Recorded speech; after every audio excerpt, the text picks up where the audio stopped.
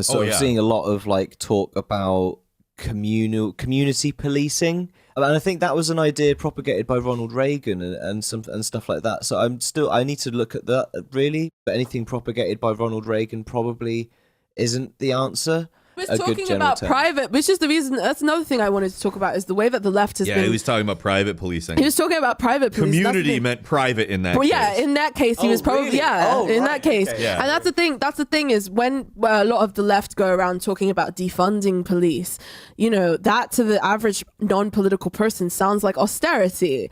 When they talk about community police, that could easily be perceived as saying we should let warlords and thugs run rampant as the police in our community, basically private police, which would be warlords and thugs, basically. And, you know, that's the thing that worries me, the way the left is sort of talking about how these police departments should be dealt with is quite hodgepodge, in my opinion, and it's not being done in a way that would resonate with the average apolitical person. Well, let's also remember that defunding rhetoric is also like the means to have private enterprise enter a sector. Like when they defund, for instance, healthcare programs, it's usually because they have somebody on tap that they can hire to do it who's lobbied them in some way. Exactly. And you can see that in the NHS. All it takes is then a little bit of organized, you know, pressure by someone like the CIA to maybe spike some kind of you know, things in crime in certain areas to then make you show that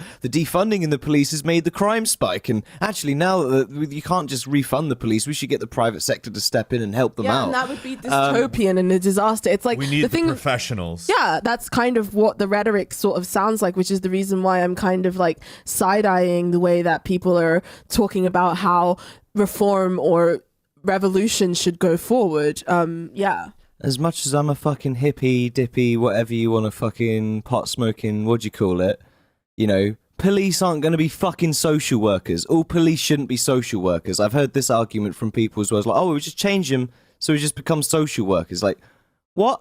What the fuck does that even, like, how, just stop saying shit that isn't ever going to happen or ever going to be acceptable in most people's minds. But that's the thing, even the social work sector perpetuates systemic violence because of the system we're in. I mean, look at the foster care system, for instance. If you ever know anybody who's been in foster care or people who are poor that have mental health issues, that have dealt with social workers who couldn't help them because either they didn't have access to resources, or the social workers who were abusive in certain cases, or who abused them. Like there's no institution. Well, this is a case last year, that guy who ended up killing 3 people on the subway, and I think his name was Arthur Fleck, and then he ended up like basically inspiring more of these types of riots.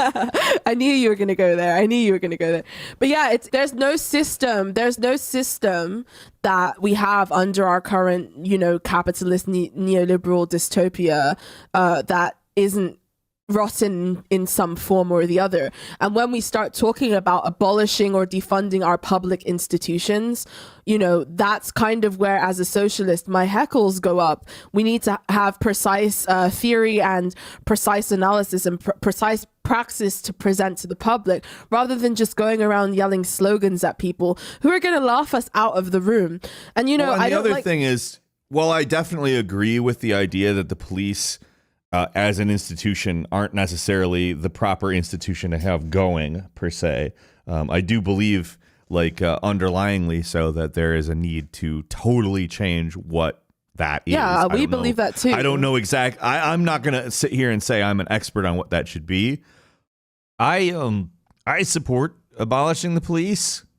That said, when we say abolish the police, we don't account for what I said earlier, the privatization stuff. That's the kind of thing that really worries me. But that's the thing, when a government abolishes something, gets rid of something, like more often than not, the thing that they put in its place is just a private alternative to that thing. Exactly. That's the thing that worries me the most as well, is that, you know, especially since we're in an election year, one of the things that Trump keeps yelling is silent majority, silent majority. And I mean, you never know how many people who are not necessarily vocal politically, whether that be on Twitter you never know how many people who aren't vocal politically, whether that be in the actual political sphere, are watching and trying to sort of, they see that there's bad stuff going on in the world, and they see that, you know, certain communities are treated unjustly, but then they hear the solutions proposed by the left, and it just sounds like algebra to them, you know, especially because the left or it's not properly explained. Like, yeah, I can say abolish the police all day, and I genuinely think it, for that matter, but I can't sit here and tell you. It's the same thing, the same way that the left has created this whole impenetrable ontology around defunding police. I could say it's the same thing with gender, for instance. It's this sort of thing where it's like, you are supposed to just understand off the bat, otherwise you're a fucking horrible person who is in favor of people being oppressed, and being sort of disenfranchised within the culture.